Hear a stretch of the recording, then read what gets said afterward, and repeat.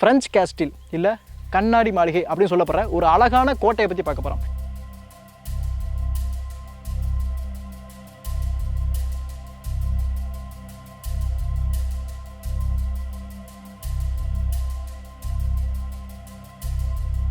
இந்த இடம் ஆரணி ஜாகீர்தார் அவர்கிட்ட வந்து இருந்துச்சு. ஜாகீர்தார் அப்படின்னா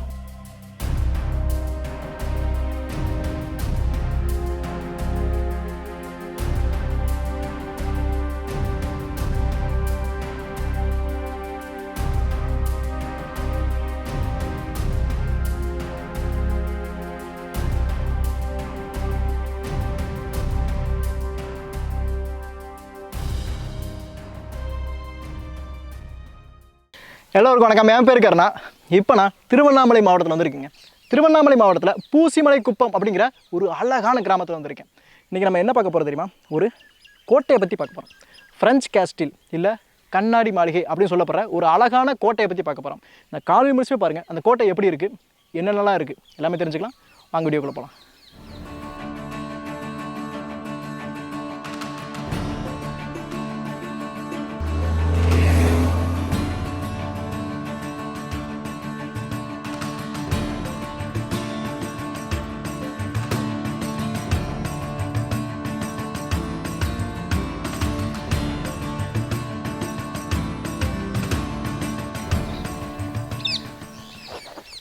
இதுதான் அந்த மாளிகை.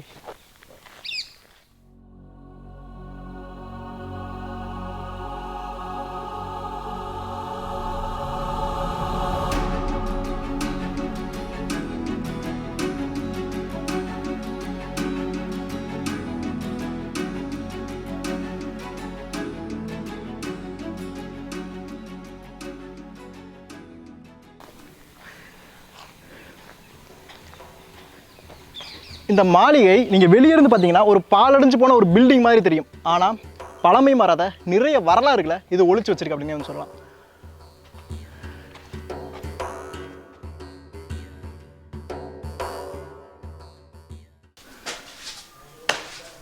இந்த கோட்டை ரொம்ப பிரம்மாண்டமாக இருக்குது. இந்த பிரம்மாண்டத்தை நம்ம பார்க்கறதுக்கு முன்னாடி இந்த கோட்டையோட ஒரு சின்ன ஒரு வரலாறு வந்து தெரிஞ்சிடலாம். இந்த கோட்டை ஆரணி ஜாகீர்தார் அவர்கிட்ட இருந்து இருந்துச்சுங்க. ஜாகீர்தார் யார் அப்படின்னா இப்போ இருக்கிற ஜமீன் அப்படின்னு சொல்லலாம். இன்னும் நான் உங்களுக்கு எளிமையாக புரியுற மாதிரி ஒரு எடுத்துக்காட்டு வந்து சொல்கிறேன். இப்போ கிராம அளவில் நிர்வாகம் பண்ணுறவங்கள விஏஓ அப்படின்னு சொல்கிறோம். தாலுகா அளவில் பண்ணுறவங்கள தாசில்தார் அப்படின்னு சொல்கிறோம். நகர அளவில் பண்ணுறவங்கள கலெக்டர், மாவட்ட அளவில் பண்ணால் கலெக்டர். சரிங்களா? சரி, இப்போ விஏஓ, கலெக்டர், தாசில்தார் எல்லாமே சொல்கிறோம். டெல்லி சுல்தான்கள் காலத்தில் அவங்க ஒரு முறையை வந்து கொண்டு வந்தாங்க. என்ன முறை அப்படின்னா மன்சப்தாரி முறை அப்படின்னு சொல்லுவாங்க. இந்த மன்சப்தாரிக்கு கீழே இருக்கிறவங்க தான் ஜாகீர்தார் அப்படிங்கிறவங்க. ஜாகீர்தார் தான் வெள்ளையர்கள் வந்ததுக்கப்புறம், ஆங்கிலேயர்கள் வந்ததுக்கப்புறம் ஜமீன் முறையை வந்து மாற்றப்படுறாங்க. ஜமீன் தான் அதுக்கு அடுத்து ஃபுல்லாமே இருந்துச்சு. இது வரைக்கும் 1948 ஜமீன் முறை ஒழிக்கப்படுது. அது வரைக்கும் ஜமீன்தார் அப்படின்ற பேர் இருந்தாங்க.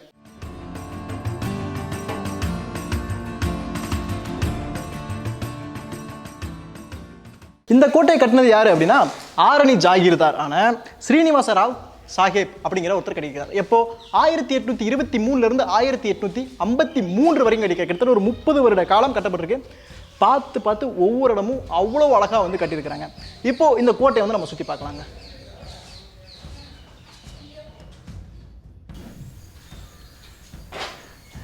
இந்த கோட்டைக்கு இந்த உள்ளூர் மக்கள் என்ன பேர் சொல்றாங்க அப்படின்னா கண்ணாடி மாளிகை அப்படின்னு சொல்றாங்க. ஏன் அப்படி சொல்றாங்க தெரியுமா? பாருங்க, இது ஒரு அறை. சரிங்களா? இப்போ நான் இருக்கிறது ஒரு ரூமு, ஒரு சின்ன ரூமு.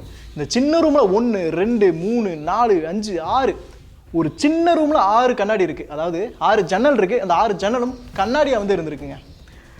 இப்போ நீங்கள் நினச்சி பார்க்குறீங்க, சரிங்களா? இப்போ இருக்கிற காலகட்டத்தில் இவ்வளோ ஜன்னல் இருந்தால் எவ்வளோ பிரம்மாண்டமாக இருக்கும்.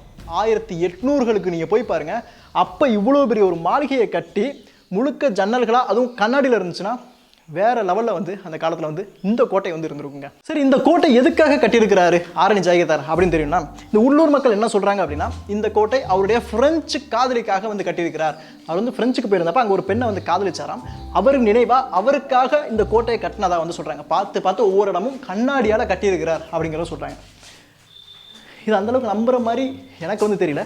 என்னுடைய யூகம் என்னவா இருக்கு அப்படின்னா இந்த கோட்டையை வந்து ஒரு பிரெஞ்சு இன்ஜினியர் வந்து கட்டியிருப்பார். சரிங்களா? அது காலப்போக்கில் அப்படியே மாறி இது பிரெஞ்சு காதலிக்காக கட்டப்பட்டது அப்படின்னு சொல்லலாம். ஏன்னா ஒரு 1800களில் இந்த வடிவமைப்பு பாருங்கள், இந்த வடிவமைப்பு எல்லாமே ஒரு மேலை நாட்டு ஒரு வடிவமைப்பாக தான் இருக்குது. ஒரு பிரெஞ்சுக்காரங்க கட்டக்கூடிய ஒரு கட்டடமாக தான் விளங்கியிருக்கு.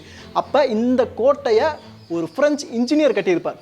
அதனால தான் இந்த கோட்டைக்கு இன்னுமே பிரெஞ்சு கேஸ்டில்னு பேர். ஆனால் இந்த உள்ளூர் மக்கள் பிரெஞ்சு காதலிக்காக ஆரணி ஜாகிரதார் கட்டினாரு அப்படின்னு சொல்கிறாங்க.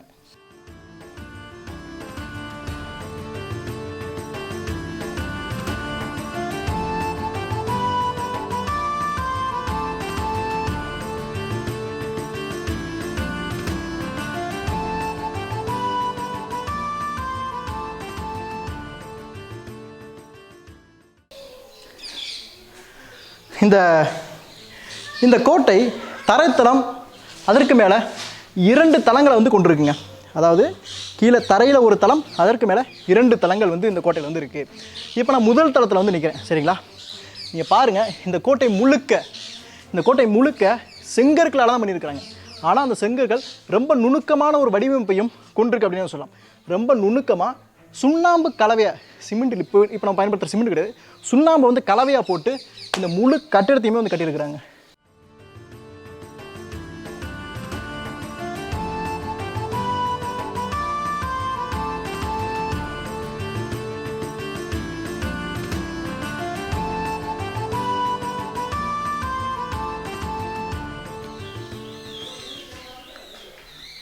நான் சொன்னேன் இந்த கோட்டை செங்கற்களில் பண்ணப்பட்டிருக்கு அப்படின்ட்டு. நீங்கள் நுண்ணிப்பாக பார்த்தீங்கன்னா இங்கே பாருங்கள், இது எல்லாமே இப்போ நம்ம பயன்படுத்துகிற அதே செங்கல் வடிவமைப்பத்தில் இருக்குது. சரி, இதோட தூண்கள் எப்படி இருக்குது அப்படின்னா, வெளியே செங்கற்களில் பண்ணப்பட்டிருக்கு. சரிங்களா? உள்ளுக்குள்ளே செங்கல், அதற்கு மேலே இந்த சுண்ணாம்பு கலவையே நல்ல டிசைன் மாதிரி வந்து வச்சு ரொம்ப வளவளப்பாகவே வந்து பண்ணியிருக்கிறாங்க. இது ரொம்ப ரொம்ப வளவளப்பாக இருக்குது. சரிங்களா? இப்போ நான் முதல் தளத்தில் இருக்கேன். சரிங்களா? இந்த முதல் தளத்தில் இந்த அறையில் 2 வாசல் இருக்குது, 2 ஜன்னல் இருக்குது, ஒரு இந்த பக்கம் வெளியே பார்க்குறக்கான அந்த பால்கனி மாதிரி வந்து அமைச்சிருக்கிறாங்க. இதோட மேல் அமைப்பை வந்து பாருங்கள். சரிங்களா? இந்த அமைப்பு ரொம்ப அழகாக பண்ணியிருக்கிறாங்க. ஃபஸ்ட்டு ஒரு லேயரு, அதற்கு மேலே ஒன்று, அதற்கு மேலே நம்ம கோயில் கட்டுமானங்கள் மாதிரியே ரொம்ப பார்க்குறதுக்கு இங்கேருந்து பார்த்தீங்கன்னு வச்சுக்கோங்களேன், ரொம்ப அழகாக வந்து தெரியுது. இது என்ன தெரியுதா? புகைக்கூண்டு. நம்ம இந்த வெளிநாட்டு இந்த ஹாலிவுட் படம்லாம் பார்க்குறப்ப அந்த புகைக்கூண்டுலாம் போட்டுருப்பாங்க மேலே போகிற மாதிரி, அதே மாதிரி இங்கே வந்து அமைச்சிருக்கிறாங்க. சரி, இதை எப்படி அமைச்சிருக்கிறாங்கன்னா கீழே பாருங்கள், இந்த டிசைன் கீழே இருக்கிற அந்த தரையில் இப்போ நம்ம டைல்ஸ்லாம் அப்புறம் போடுறோம்ல, அதே மாதிரி கிட்டத்தட்ட 1800களிலேயே எவ்வளோ அழகாக டிசைனை வந்து போட்டுருக்காங்க. இதை பாருங்கள், எண்கோண வடிவத்தில் இது இருக்குது, நடுவில் ஒரு சதுர வடிவத்திலான ஒரு டிசைன், அதை அப்படியே டச் பண்ணுற மாதிரி. இது இங்கே மட்டும் கிடையாது, இந்த கோட்டை முழுக்கவே தரை எல்லாமே இதே மாதிரி தான் ரொம்ப அழகாக வந்து வடிவமைச்சிருக்கிறாங்க.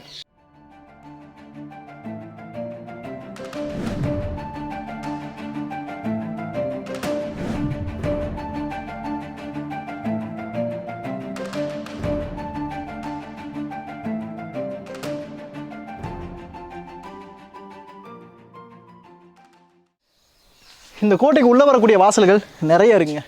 இங்கே பாருங்கள், இப்போ நம்ம அந்த ரயில்வே கேட்லாம் வச்சுக்க மாதிரி மிகப்பெரிய ஒரு கம்பி, அதாவது இரும்பில் கம்பி மாதிரி எதையா வச்சு ஒரு ஸ்ட்ராங்காக சேர்த்து வைக்கிறதுக்கான ஒரு அமைப்பு. சரிங்களா? இந்த கோட்டைக்கு உள்ளுக்குள்ளே மெயின் ஒரு வாசல் இருக்குது, வலது பக்கம் ஒரு வாசல் இருக்குது, இடது பக்கம் சின்ன ஒரு படிக்கட்டு கூடி கூட மேலே ஏறி வரலாம். நம்ம தரைத்தளத்துக்கு போகாமல் மேல் தளத்துக்கு நேரடியாக வரக்கூடிய ஒரு வாசல், நம்ம மொட்டை மாடிக்கெலாம் தனியாக நம்ம இப்போ வீட்டில் வச்சுருக்கோம்ல, அதே மாதிரி அமைப்பு கூட இங்கே வந்து வச்சுருக்கிறாங்க.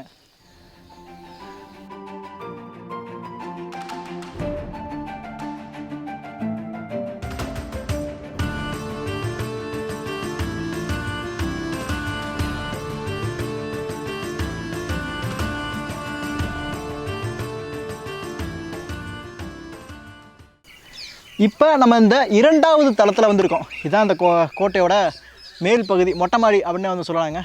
இன்றைக்கி நிறையா வந்து இதில் சிதலம் அடைஞ்சிருச்சு. இதில் மிகப்பெரிய ஒரு சிறப்பு என்னென்னா, மழை பெஞ்சால் கூட மழைநீரை சேமிக்கிறதுக்கு கூட வழி வந்து அமைச்சிருக்கிறாங்க. இந்த மழைநீரை வீணாக்கலை, இந்த மழைநீரையும் சேமிக்கிறதுக்கான வடிகால் அமைக்கப்பட்டிருக்கு. சரிங்களா? இதுக்கான ஏறி வர்ற பாதைகள் கூட இங்கே இருக்குங்க. இந்த ஏறி வர்ற பாதையில் கூட ஒரு கண்காணிப்புக்காக கூட ஒரு கேப் வந்து விட்டுருக்காங்க பாருங்கள். உங்களுக்குள்ளே தெரியுதா? ஏறி வரப்போ இந்த இருந்து பார்த்துக்கலாம், வெளியே யாராவது இருக்காங்களா அப்படின்னு இங்கேருந்து பார்க்க முடியும். இந்த ஒரு அமைப்பு ஒரு கண்காணிப்பு அமைப்பு மாதிரி இருக்கா, இதற்கு அப்படியே அந்த பக்கத்தில் அங்கேயும் ஒரு சின்ன சின்ன பில்டிங்ஸ்லாம் இருக்குது சரிங்களா. இங்கே வேலையை பார்க்கக்கூடிய பணியாட்கள் ஃபுல்லாமே அங்கே தான் வந்து தங்கிக்குவாங்க. அதற்காக அந்த கோட்டை வந்து பண்ணப்பட்டிருக்கு. இன்றைக்கி இந்த கோட்டை பராமரிப்பு இல்லை, அதனால் நிறைய செடிங்க நிறைய உடஞ்சி விழுந்துருச்சு, அந்த மாதிரி ஆயிடுச்சு. அதனால் உள்ளுக்குள்ளே அந்த பில்டிங்குள்ளலாம் உள்ளே போக முடியாத அளவுக்கு அசஸ் பண்ணவே முடியல. நிறைய செடி உட்புதர்கள் அப்படின்னு நிறைய அந்த பில்டிங்குள்ளே வந்து இருக்குது. இந்த கோட்டை மட்டுமே இங்கே அழகாக இல்லைங்க, இந்த கோட்டை இருக்கிற இடமே சுற்றி ரொம்ப அழகாக இருக்குது சரிங்களா. இந்த கோட்டையை சுற்றியுமே மலைகள். இந்த கோட்டையை அமைச்ச ஜாகிரதர் எப்படி பண்ணியிருக்கிறார் அப்படின்னா, சுற்றியுமே மலைகள், இந்த மலைகளுக்கு நடுவில் இந்த கோட்டை இருக்கணும். பாருங்கள், இயற்கையான காற்று விடுது, இயற்கையாக ரொம்ப அழகாக. இங்கே நீங்கள் ட்ரோனில் பார்த்தீங்கன்னா கூட அப்படியே வியக்க வைக்குது இந்த கோட்டை. காரணம் இது சுற்றி இருக்கிற இந்த இடம் தாங்க. பாருங்கள், சுற்றியுமே பாருங்கள், சுற்றியுமே மலைகள் தான். மலைகளுக்கு மத்தியில் இந்த கோட்டை அமைஞ்சிருக்கு. இந்த மலைகளும் அழகாக இருக்குது, இடமும் அழகாக இருக்குது, இந்த கோட்டையும் ரொம்ப அழகாக இருக்குது.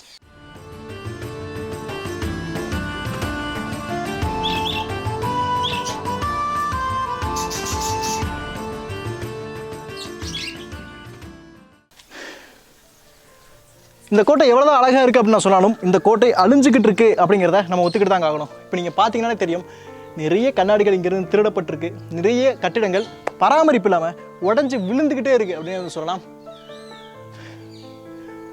ஒவ்வொன்றா பார்த்து கட்டின இந்த கோட்டை இன்னைக்கு அழிஞ்சிக்கிட்டு இருக்கு.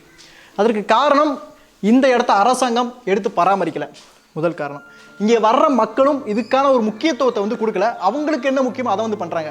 இந்த இடத்துல பாதுகாப்பு போடாத ஒரே ஒரு காரணத்தினால இங்கே வந்து மது அருந்துறது, தகாத செயலில் ஈடுபடுறது, பேர்களை கிறுக்கிறதுங்க. பாருங்கள், இங்கே வந்து பேர்களை யாராவது உங்கள் வீட்டில் இப்படி கிறுக்குவீங்களா?